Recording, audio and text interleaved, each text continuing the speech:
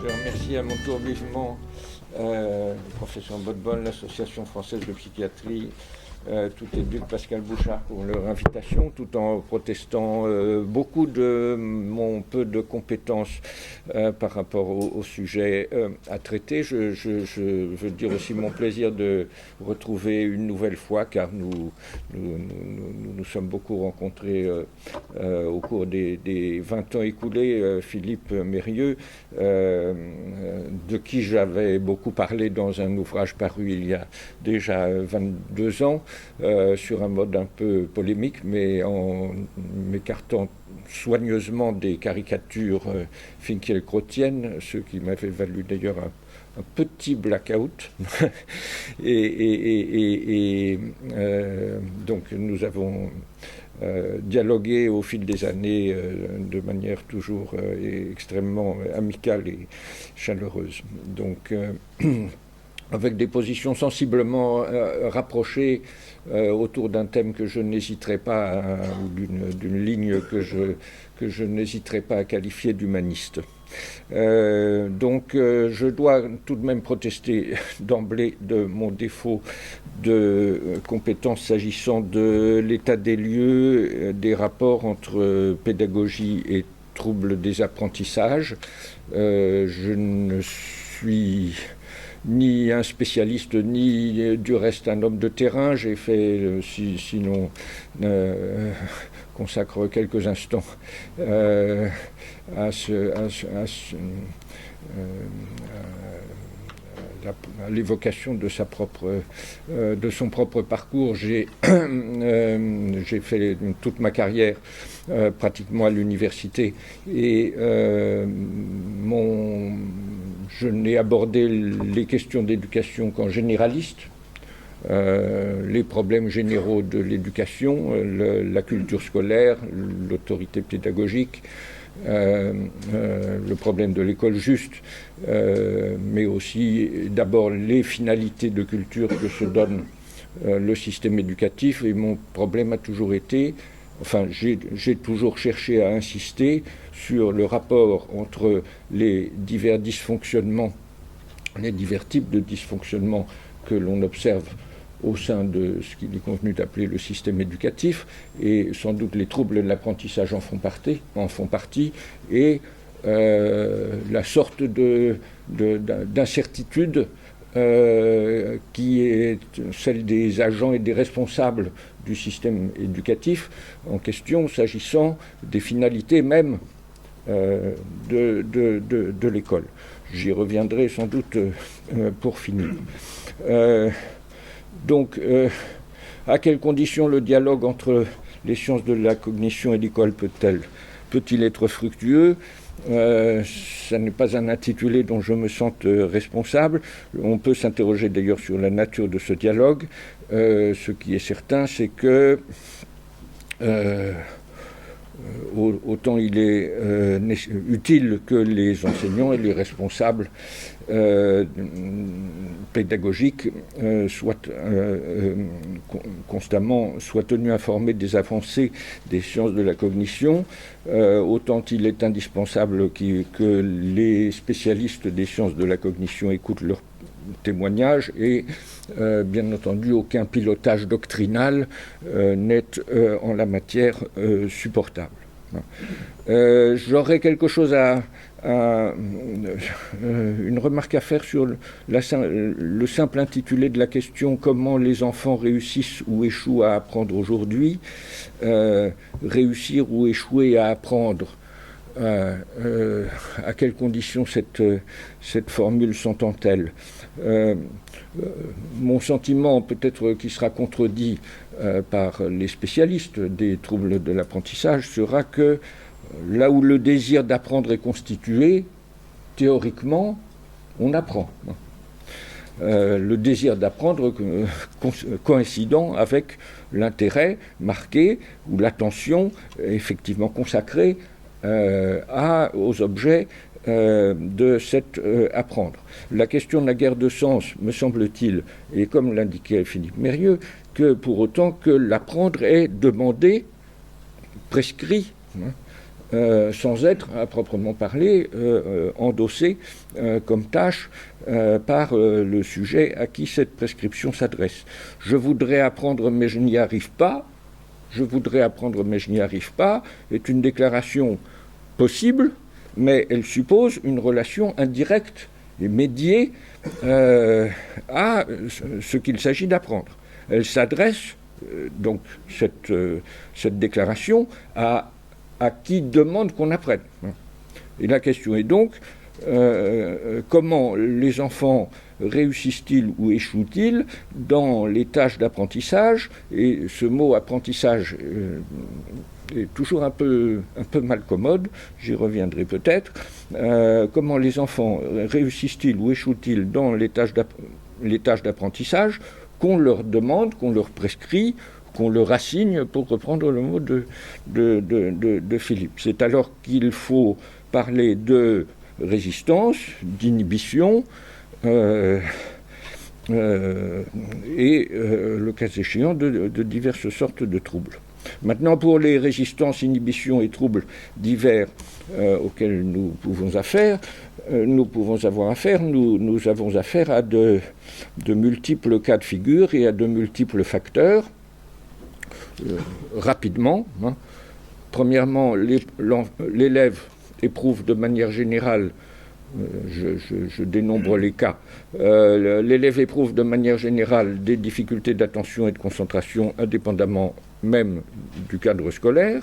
Deuxième cas, ces difficultés sont avérées dans certains apprentissages fondamentaux définis, donc dyslexie, dyscalculie, dyspraxie, dysgraphie, etc.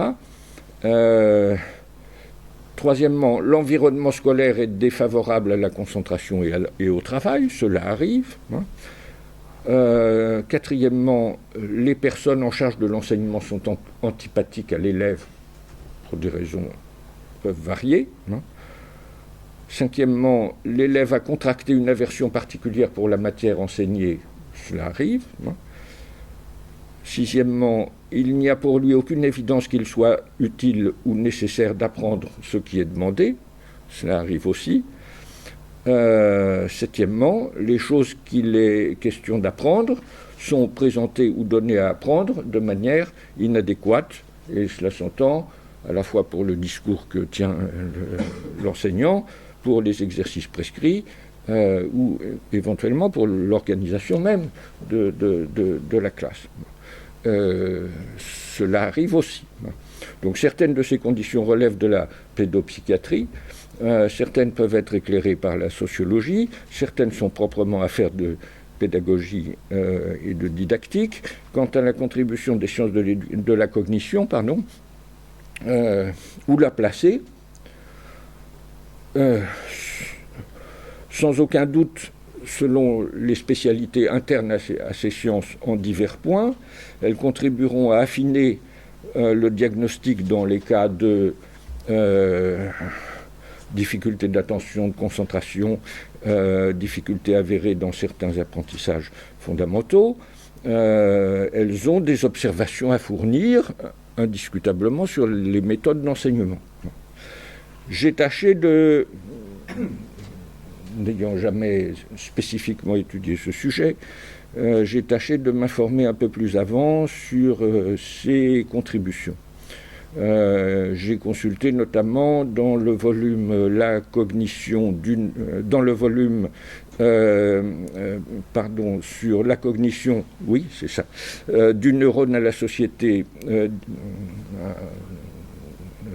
ouvrage collectif de poids, dirigé par Thérèse Collins, Daniel Handler et Catherine Talon-Baudry, paru en collection Folio en 2018.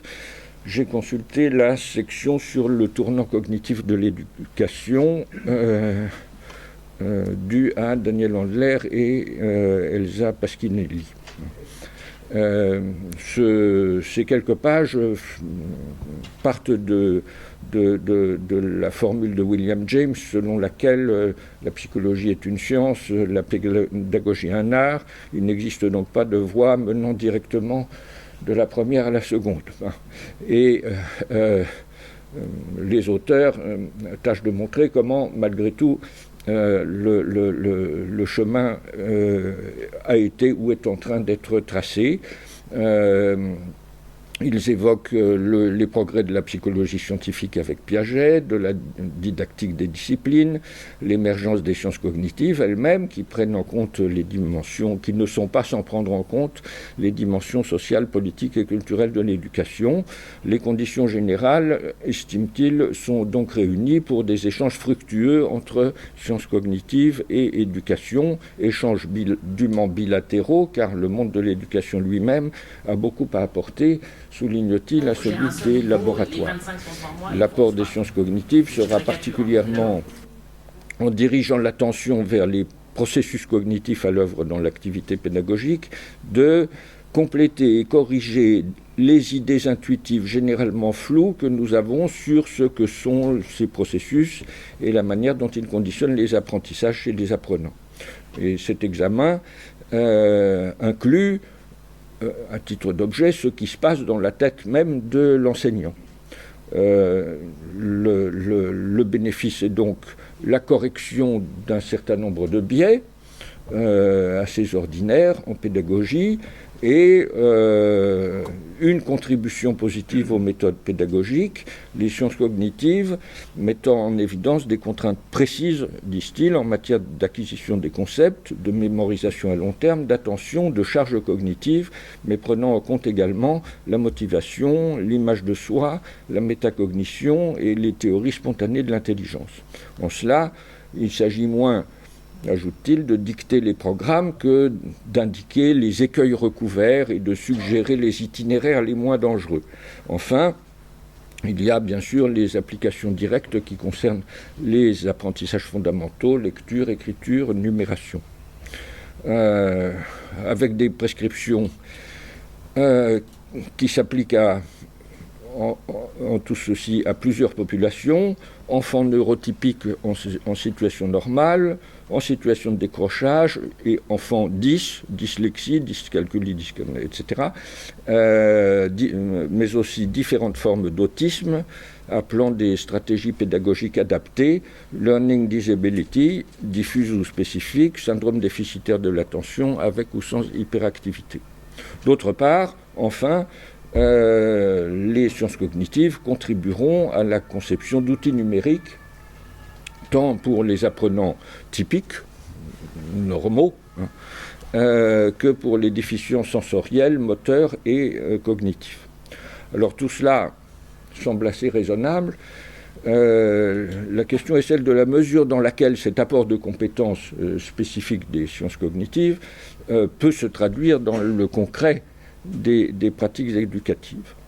Je me suis également informé d'un autre côté dans une publication toute récente, le numéro 2021-1 de Raison éducative, revue de l'Université de Genève, avec le dossier Cognition pour l'éducation, : un pont tout près, point d'interrogation, numéro dirigé par Emmanuel Sander, Gaël Molinari et Édouard Gétaz. Je crois qu'il doit intervenir cet après-midi, je ne sais... Il n'est pas encore là. Voilà. Ce numéro confirme la prise en compte des données socioculturelles et des facteurs collectifs dans les enquêtes dédiées à donc, la cognition pour l'éducation. Il détaille les protocoles et les résultats de nouvelles enquêtes sur la manière dont enseignants et apprenants parlent de leurs activités respectives, donc expriment leur vision de l'apprentissage et de l'enseignement. Un intéressant article d'Emmanuel Sander à propos des neurosciences cognitives met l'accent sur le poids des neuromythes fondant des mythes éducatifs, par exemple tout se joue avant 3 ans, et sur le poids des métaphores conceptuelles qui peuvent jouer elle-même un rôle de leurre, hein, avec donc des conclusions prudentes. Je cite, si la question du passage du laboratoire à la classe est déjà épineuse et soulève des questions complexes, conduisant souvent à ne pas répliquer dans le cadre scolaire les effets obtenus dans celui du laboratoire, une transposition de résultats issus de l'observation d'activités neuronales à des pratiques de classe apparaît forcément indirecte. L'auteur ajoute, à défaut d'une contribution directe aux pratiques éducatives, les neurosciences cognitives restent susceptibles de nourrir des études en fournissant de nouvelles hypothèses à tester ou de nouveaux outils, de nouveaux modèles qui pourront être évalués par des études de psychologie expérimentale ou de sciences de l'éducation. Sur un plan de moindre généralité, un article d'André Tricot dans le même numéro détaille de manière intéressante, à partir de la théorie de la charge cognitive liée à chaque situation d'apprentissage, charge elle-même déclinée en charge intrinsèque, charge extrinsèque et charge essentielle. Donc il s'agit d'évaluer d'une certaine manière quantitative notamment la tâche à accomplir donc, dans un exercice donné.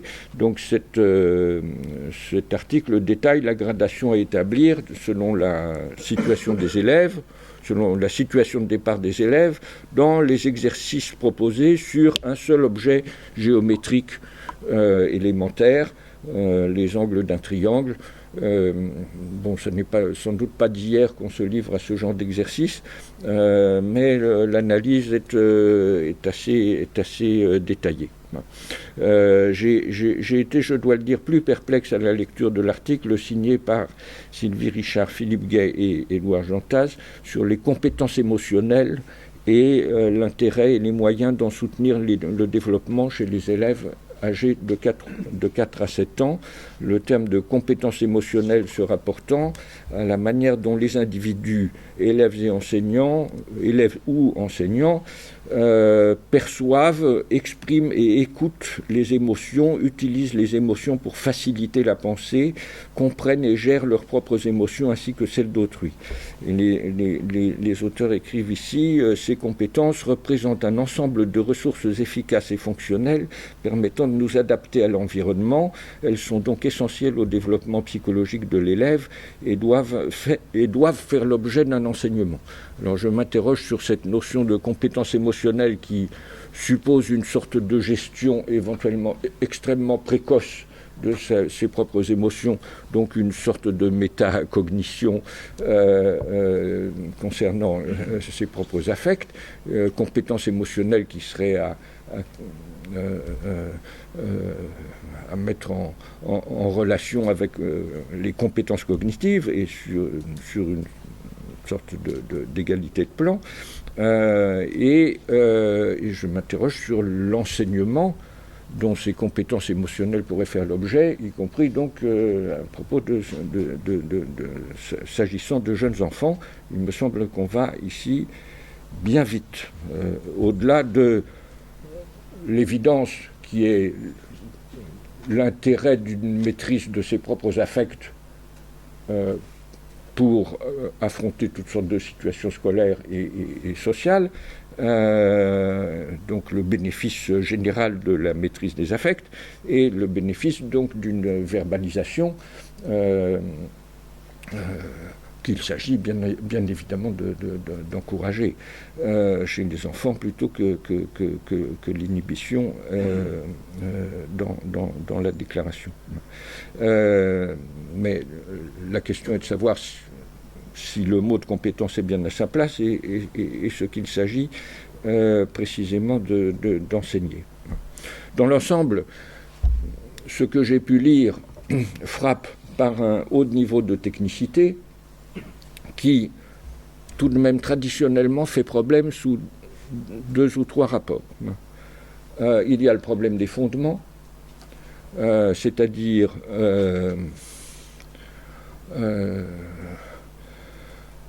la question de savoir, notamment si les catégorisations qui structurent le discours sont indiscutables.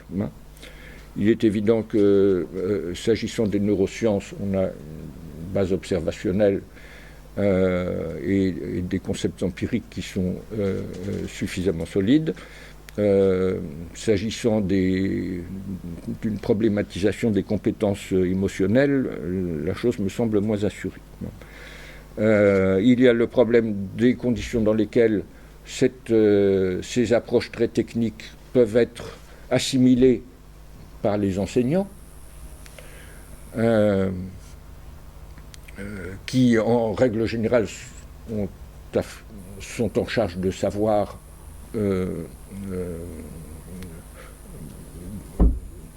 d'une toute autre nature.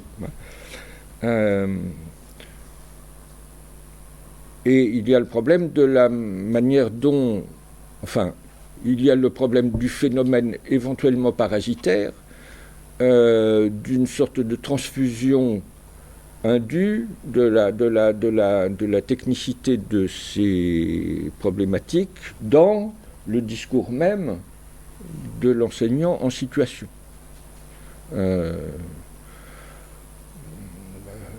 Nous savons tous que dans le système éducatif tel que nous l'avons connu au cours des dernières décennies, il est arrivé que des parents d'élèves, sinon des élèves eux-mêmes, se voient confrontés à des diagnostics, en effet, d'une technicité qui les dépasse entièrement. Et donc, il est arrivé que, tout d'un coup, les procédures scolaires et les fondements des évaluations, jugements en tout genre, apparaissent opaques aux yeux de leurs principaux destinataires.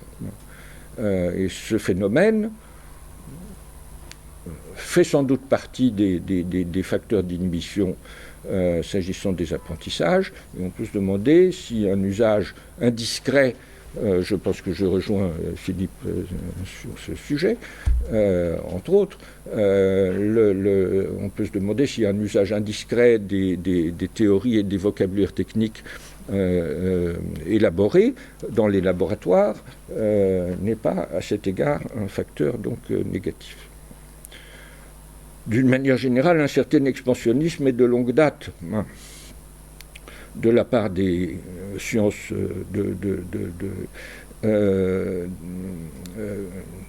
dont il s'agit, avec particulièrement de grands espoirs placés dans la découverte, dans l'exploration du fonctionnement du cerveau. Il ne peut pas s'agir de réprimer les enthousiasmes auxquels ces recherches peuvent donner lieu, mais il s'agit de ne pas abandonner une certaine prudence avec, me semble-t-il, la nécessité de rappeler deux évidences de base. La première, c'est que les enseignants ont affaire à des esprits et non pas directement à des cerveaux.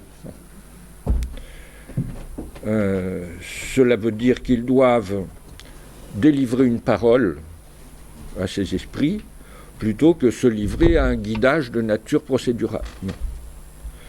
Ces esprits ont besoin d'être nourris et d'abord stimulés, et la question est de savoir comment on leur présente ce qui est de nature à les nourrir et leur stimuler, à les stimuler, d'abord comment on le choisit, ce qu'on appelle l'intuition, à savoir une compréhension rapide et informelle des situations et des différences, est sans doute constitutif à cet égard de toute pédagogie, par où la pédagogie reste un art et non une science. Non seulement cela est inéliminable, mais la partie de la recherche scientifique dont il s'agit ne trouve son maximum d'utilité pratique que lorsqu'elle invalide certaines intuitions de manière démonstrative. Elle ne peut pas ôter d'une manière générale son rôle à l'intuition. Deuxième point, il faut distinguer entre les apprentissages et les études. On apprend à lire, à compter, à dessiner, à se mouvoir selon certaines règles, sport ou autres, à utiliser des appareils, à coder, etc. On étudie l'histoire, la géographie, la physique, les autres sciences de la nature, les sciences économiques et sociales, la littérature, les langues étrangères quand elles n'ont pas fait l'objet d'un apprentissage primaire, la philosophie même, etc. Il reste capital d'enregistrer que, à cet égard, l'enseignement ne se dit pas d'une seule manière et qu'il admet diverses modalités. Donc sur les apprentissages fondamentaux, je termine rapidement. Sur les apprentissages fondamentaux, je n'ai pas grand-chose à dire. Je m'étonne bien entendu que les querelles sur la lecture ne soient pas entièrement éteintes, et tout en m'interrogeant sur, par exemple, l'intérêt cognitif majeur d'exercice sur la silhouette des mots, mais sur la situation globale, sur la question globale, pardon. Qu'est-ce qui fait des élèves heureux et performants ? Le consensus est assez large.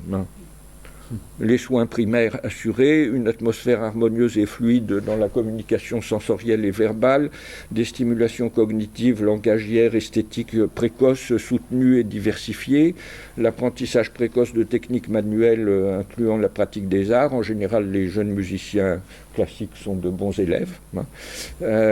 Des programmes et activités scolaires conçus pour faciliter la compréhension et la mémorisation et soutenir la curiosité au contact d'objets variés et complexes. Tout le monde en convient.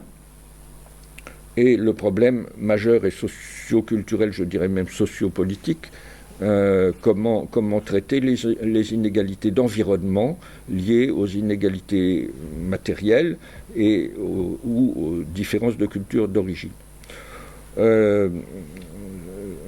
Stanislas Dehaene, dont il vient d'être question, écrit dans certaines pages de son récent livre « Apprendre », ceci que nous discuterons peut-être, mais qui me paraît digne d'intérêt, comme étant en fait de sens commun. Toutes les recherches le montrent, enrichir l'environnement des très jeunes enfants, c'est construire l'avenir de leur cerveau.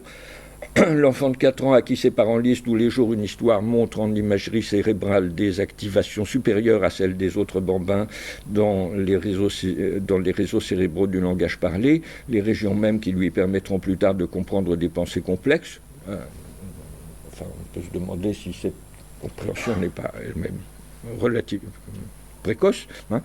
L'épanouissement du cerveau de l'enfant passe par l'enrichissement de son environnement.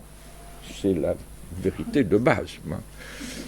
Il écrit donc aussi, sur le plan de l'apprentissage, le cerveau de l'enfant demeure le plus puissant des superordinateurs. Respectons-le en lui fournissant dès le plus jeune âge des données à la hauteur. Alors je ne sais pas s'il faut parler seulement de données, jeux de mots ou de construction, histoire, défis, casse-tête, peut-être un peu la poésie aussi, mais il vient d'en être question.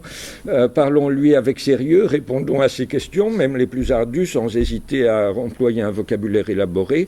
Expliquons-lui le monde qui l'entoure, donner à l'enfant un environnement enrichi, c'est maximiser la croissance de son cerveau et préserver le plus longtemps possible sa plasticité juvénile.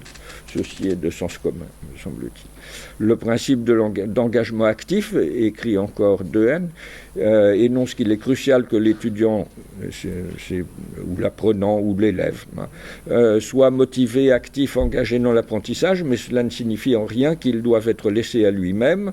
L'échec du constructivisme le montre bien. Il est tout aussi crucial que l'enseignant réponde à sa demande en lui fournissant un environnement d'apprentissage progressif, structuré, explicite, conçu pour le guider le plus vite possible vers les sommets. Le mieux est une pédagogie qui rende l'étudiant actif, mais qui soit étroitement guidé par l'enseignant, un enseignement structuré, doté d'une progression claire et rigoureuse, qui commence par les fondamentaux, vérifie leur maîtrise et s'appuie sur eux pour construire une pyramide de sens. Dans une certaine mesure, il faudrait vérifier si nous sommes tous d'accord sur un pareil programme, mais cela paraît encore de sens commun. La difficulté reste celle d'une conception générale des enseignements. Si le défi est celui d'une école riche, une école qui enrichisse certes les cerveaux, mais en enrichissant les esprits, le problème est celui de la nature de la culture à dispenser et celui d'une rupture décidée avec le paradigme déficitariste dont parlait Philippe Mérieux. Voilà à peu près tout ce que je suis en état de vous proposer à ce sujet. Merci beaucoup, monsieur.